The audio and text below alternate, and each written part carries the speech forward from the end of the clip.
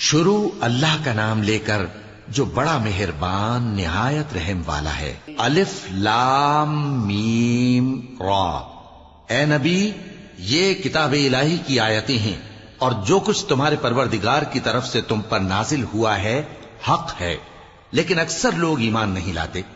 اللہ وہی تو ہے جس نے ستونوں کے بغیر آسمان جیسا کہ تم دیکھتے ہو اتنے اونچے بنائے، پھر عرش پر جلوہ افروز ہوا اور سورج اور چاند کو کام میں لگا دیا۔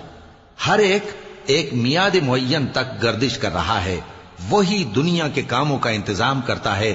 اس طرح وہ اپنی آیتیں کھول کھول کر بیان کرتا ہے کہ تم اپنے پروردگار کے روبرو جانے کا یقین کرو۔ اور وہی ہے جس نے زمین کو پھیلایا اور اس میں پہاڑ اور دریا پیدا کیے اور ہر طرح کے میووں کی دو دو قسمیں بنائیں۔ وہی رات کو دن کا لباس پہناتا ہے۔ غور کرنے والوں کے لیے اس میں بہت سی نشانیاں ہیں۔ اور زمین میں کئی طرح کے قطعات ہیں ایک دوسرے سے ملے ہوئے، اور انگور کے باغ اور کھیتی اور کھجور کے درخت، بعض کی بہت سی شاخیں ہیں اور بعض کی اتنی نہیں ہوتی، باوجود کہ پانی سب کو ایک ہی ملتا ہے۔ اور ہم بعض میووں کو بعض پر لذت میں فضیلت دیتی ہیں، اور اس میں سمجھنے والوں کے لیے بہت سی نشانیاں ہیں۔